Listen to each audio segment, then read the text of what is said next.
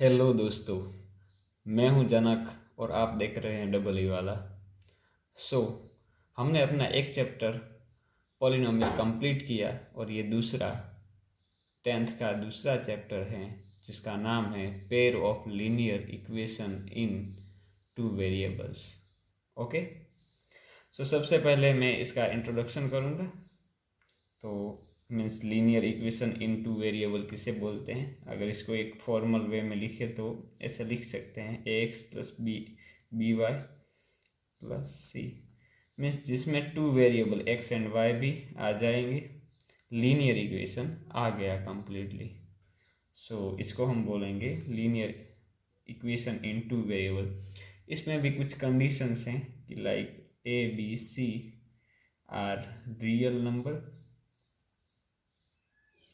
And A square plus B square not equal to zero, यानी A और B एक साथ ज़ीरो नहीं हो सकते। ठीक है, सो अब यहाँ लिखा है pair of linear equation in two variable. Means pair means दो इक्वेशन ऐसे होंगे। तो इन दो इक्वेशंस को अगर मैं एक फॉर्मल वे में लिखूं तो वो बनेंगे a1x plus b1y plus c1 is equal to zero. दूसरा a2x b2y plus c2 is equal to zero. Okay,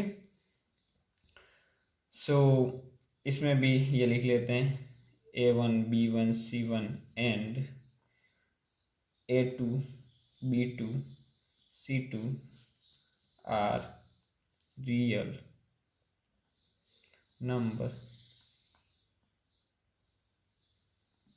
numbers and a1 square plus b1 square not equal to 0, a2 square plus b2 square not equal to 0. So okay, अब आपको इसका graphical representation थोड़ा समझना होगा। तो आप यहाँ देख सकते हैं ये A X plus B Y plus C जो हमारा linear equation in two variable है। आपको थोड़ा बहुत अंदाजा होगा ही पहले से कि इसका जो ग्राफिकल रिप्रेजेंटेशन होता है ना, वो एक सिंपल एक लाइन ही होती है। ओके, इसका ग्राफिकल रिप्रेजेंटेशन सिंपल लाइन होती है। सो ये हमारे पास तो दो आ गए। अब यहाँ pair of linear equation into variable बोला है तो दो इक्वेशंस आ गए। सो टू लाइंस आ गई हमारे पास। अब टू लाइंस के बारे में मैं थोड़ा बहुत बताऊं तो टू लाइंस की अब थ्री पॉसिबिलिटी बनेगी। या तो वो दोनों एक पॉइंट पे इंटरसेक्ट होगी, या तो दोनों एक दूसरे के पैरेलल होगी, या फिर लास्ट ऑप्शन एक बचता है, वो दोनों एक दूसरे के कोइंसिडेंट होगी, यानी दोनों एक ही लाइन होगी। ठीक है, अब तीनों चीज़ों की क्या शर्त है, इसके क्या सॉल्यूशंस आएंगे, मैं यानी कि इन दो इक्वेशंस के सॉल्यूशन में क्या आएगा, और इसके एग्जाम्पल मैं आपको एक बार इनका ब्रीफ आइडिया दे देता हूँ। तो सबसे पहले हमारा है इंटरसेक्ट। ठीक है, अब इंटरसेक्ट के लिए मेनली अगर मैं थोड़ा बहुत ग्राफिकल में दिखाऊं, लाइक ऐसे दो लाइंस हैं हमारे पास। ठीक है, तो ये गिन लेते हैं a1x b1y plus c1 is equal to 0।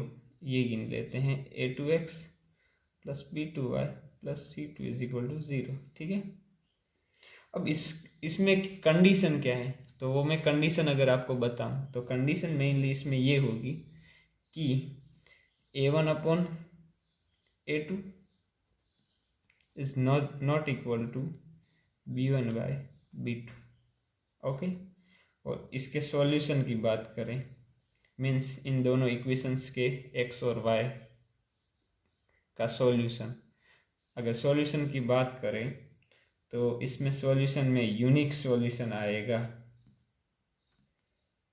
Unique solution.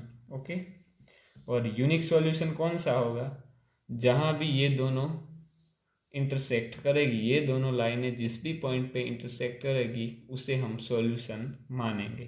ठीक है, अब इसका एक एग्जाम्पल मैं आपको दिखा देता हूँ कि किस तरह से। और ग्राफिकल रिप्रेजेंटेशन का तो मैं अगले वीडियो में अच्छे से बताऊंगा कि कैसे उसको रिप्रेजेंट करते हैं, कैसे इसका सॉल्यूशन निकालते हैं, वो आगे के वीडियो में अच्छे से आपको बता दूंगा। अब यहाँ देख लेते हैं ये है या नहीं। तो ये A1 A2 3 हो गया, और B1 -2 हो गया, और ये हो गया 4। सो ये दोनों नॉट इक्वल टू है। ये -1/2 हो गया, ये 1/3 हो गया, ठीक है। सो ये दोनों इक्वल नहीं है, मतलब कि ये दोनों इंटरसेक्ट करेंगी लाइन से। अब दूसरी बात देख लेते हैं, ठीक है। दूसरा पॉइंट हमारा था पैरेलल वाला, ठीक है। तो पैरेलल में क्या होता है कि दोनों लाइनें पैरेलल होगी, ठीक है। लाइक ये लाइन है A1x B1y C1 = 0, A2x B2y C2 0, okay. So इसमें कंडीशन क्या है, तो कंडीशन ये होगी A1/A2 = B1/B2 और is not equal to C1/C2, okay. So आपको इसका सॉल्यूशन दोनों इक्वेशंस का क्या आएगा, तो इसमें नो सॉल्यूशन। अगर इसका ग्राफिकल क्यों नो सॉल्यूशन है वो समझाऊं, तो ये दोनों लाइन पैरेलल हो जाएंगी, तो कहीं भी इंटरसेक्ट नहीं करेंगी, मतलब कि इन दोनों का कोई भी सॉल्यूशन हमें मिलने वाला है नहीं। सो ठीक है, इसका एक एग्जांपल मैं आपको दिखा देता हूँ कि किस तरह से होता है।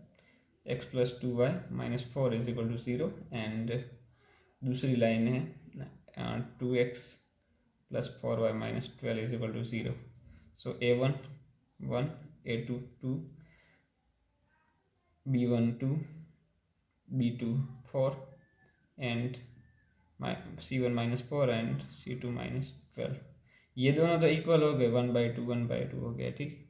ये 1/2 हो जाएगा, पर ये 1/3 हो जाएगा, मीन्स नॉट इक्वल टू हैं, मीन्स ये दोनों लाइंस पैरेलल हैं, ठीक है। सॉरी, ये आपको दिखा नहीं होगा, कैमरे में नहीं आया है, ओके। ये पैरेलल हैं, ठीक है। अब लास्ट टॉपिक बचता है, वो मैं यहाँ दूसरे कागज में दिखा देता हूँ आपको। तो लास्ट टॉपिक बचता है, दोनों कोइंसिडेंट होंगी, ठीक है। अब कोइंसिडेंट में क्या होगा कि दोनों लाइन एक ही लाइन होगी, सिर्फ फर्क क्या होगा कि एक से कोई रियल नंबर का मल्टीप्लिकेशन किया होगा एक लाइन के इक्वेशन से। सो इसमें कंडीशन क्या है, A1/A2 = B1/B2 एंड = C1/C2, ठीक है। तीनों रेशियो इक्वल होंगे। अब इसके सॉल्यूशन की बात करूं तो इसमें इनफाइनाइट सॉल्यूशन होगा अपने पास। सो